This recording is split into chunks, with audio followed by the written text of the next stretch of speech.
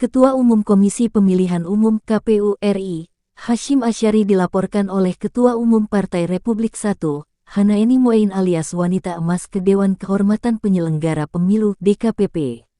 Hasyim Asyari dilaporkan terkait dugaan pelecehan seksual pada wanita emas. Laporan tersebut sudah diterima DKPP pada Kamis tanggal 23 Desember tahun 2022. Pada proses pelaporannya, beredar video wanita emas yang sedang ditanyai oleh seorang pria, yakni diduga pencaranya sendiri Farhat Abbas. Videonya viral di media sosial, salah satunya diunggah oleh akun Twitter @bospurwa. Mbak Naeni ini sekadar pelecehan atau barangnya masuk, ungkap seorang pria di balik video. Wanita emas kemudian mengklaim bahwa dia memegang rahasia-rahasia Hasyim Asyari. Dia juga mengamini pengacaranya bahwa pelecehan tersebut terjadi di hotel dan ruang kerja. Tapi saya harus menjaga keselamatan dan nyawa saya minta itu. Siapa yang akan menjamin hidup saya, tambahnya. Saya seorang wanita yang dalam ketidakberdayaan dan dengan janji-janji, menurut Bu Hasnani gimana? Apa yang akan dilakukan? Apakah tetap akan membuat laporan ke polisi maupun ke DKPP? Akan melakukan. Karena ini ancamannya berat sekali, khususnya buat Ketua KPU. Apakah Saudara Hasnani memiliki bukti, fakta, dan... Cukup sangat bukti, sudah 2 rim buktinya. Bisa disebutkan nama Ketua KPU-nya, Pak? Hasyim Asyari. Ya. Oke, kita akan menerima kesaksian ini, mudah-mudahan tidak dicabut, semoga dapat dipertanggungjawabkan secara hukum dan dihukum seberat-beratnya pelakunya. Hari ini dihadirkan oleh Ketua Partai, Bang Ahmad Yani. Berikut fakta-fakta Ketua KPU dilaporkan wanita emas soal dugaan pelecehan seksual berikut ini.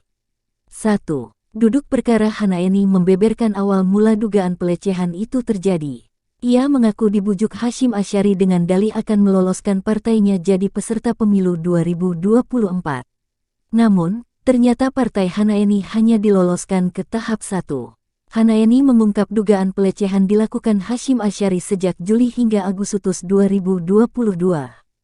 Ia juga mengungkap punya bukti kuat atas tudingan pelecehan seksual tersebut. Saya tak bisa berkata apa-apa, kita buktikan saja nanti dengan fakta dan bukti yang ada, termasuk bukti chattingan antara saya dengan bapaknya Hasyim Asyari, buktinya cukup kuat.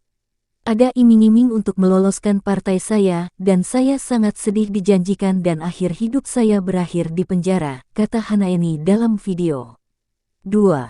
Dilaporkan ke DKPP. Laporan Hanaeni yang disampaikan lewat pengacaranya, Farhat Abbas, sudah diterima DKPP. Farhat Abbas mengaku pihaknya sudah mengantongi bukti-bukti terkait dugaan pelecehan yang dilakukan Hasyim Asyari pada Hanaeni. Bukti-bukti yang dimaksud berupa obrolan pesan WhatsApp dan foto-foto. Pengacara kondang kontroversial ini pun berharap Hasyim Asyari dapat diproses. Kalau untuk etika dan kesalahan tidak mengeluarkan suatu keputusan atau berita acara, kita laporkan semua komisioner. Setidaknya dinonaktifkan terlebih dahulu kemudian proses, kita serahkan ke komisioner DKPP, ujar Farhat pada Kamis tanggal 22 Desember tahun 2002.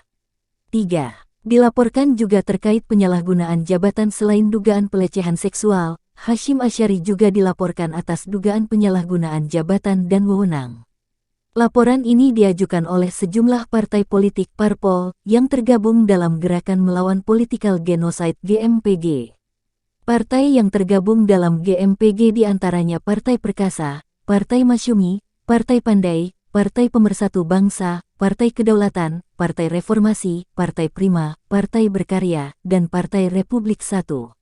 Farhat Abbas yang merupakan ketum Partai Negeri Daulat Pandai juga ditunjuk menjadi kuasa hukum.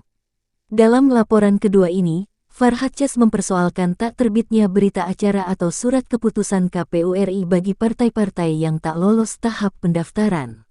Menurutnya harus ada yang dijadikan dasar ketidaklolosan partai politik dalam seleksi pemilu 2024. Farhat memberi waktu 7 hari bagi DKPP untuk memproses aduan mereka. 4. Komentar singkat Ketua KPU. Ketua KPU Hasyim Asyari hanya berkomentar singkat atas laporan yang ditujukan padanya. Ia mengatakan akan mengikuti perkembangan laporan yang diajukan ke DKPP. Kami mengikuti perkembangan pengaduan ke DKPP tersebut, kata Hashim Asyari pada Jumat tanggal 23 Desember tahun 2022. Sementara itu Komisioner KPU sendiri belum berani berkomentar banyak atas dugaan pelecehan seksual tersebut.